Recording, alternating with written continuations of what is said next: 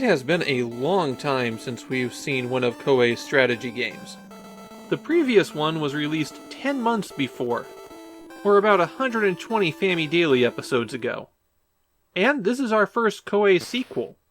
A port of the original Nobunaga no Yabo was Koei's entry onto the Famicom, and the game was about 5 years old at that time.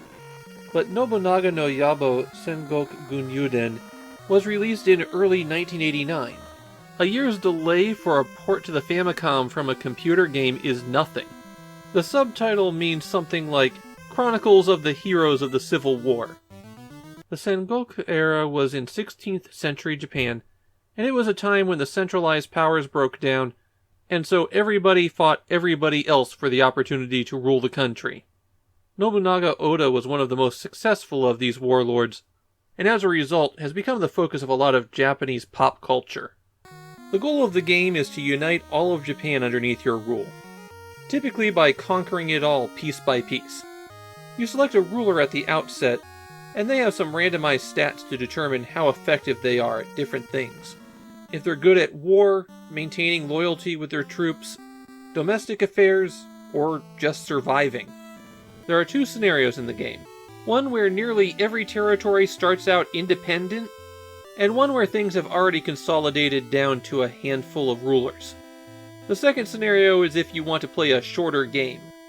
Every turn in the game consists of 1 month, and in that time you go through each province that you control, and then give orders to every samurai at that province. You'll be able to do things like improve your territory, trade with merchants, and recruit and train troops. Not all samurai are capable of doing a given task though, and it's entirely possible that there are some that you won't be able to give any order to. It's not uncommon for a province to have 5 or 6 samurai as well, so as you expand, you'll wind up giving dozens of orders each turn.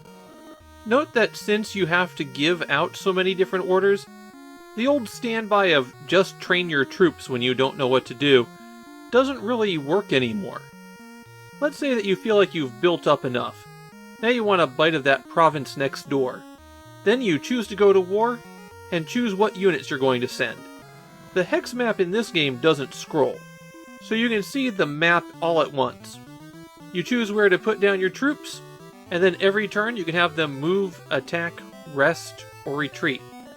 You always give commands to units in the same order, so it starts with the cavalry units and ends with the riflemen.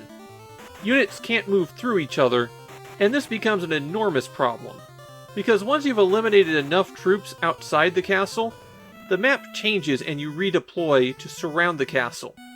And here the paths tend to be so tight that you can only move one unit through at a time.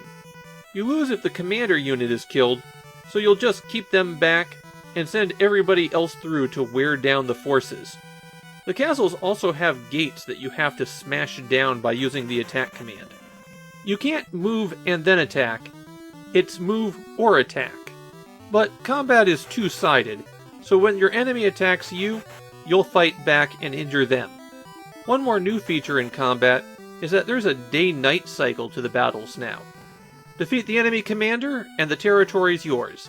And then you get to decide the fate of all of their samurai. Execute them, recruit them, or let them go.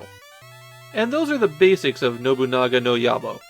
As a computer game port, there's just tons of options for you, and I can't really drill down into all of them.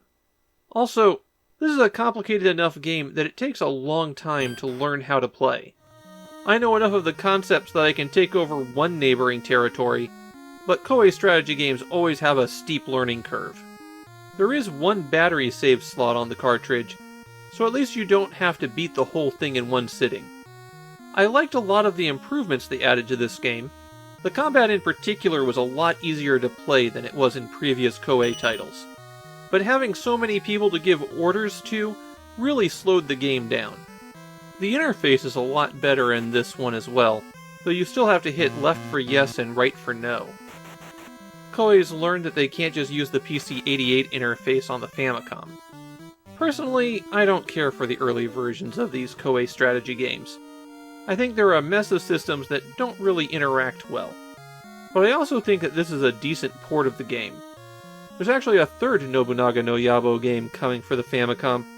We'll have to see if that one carries on the tradition of improving the system.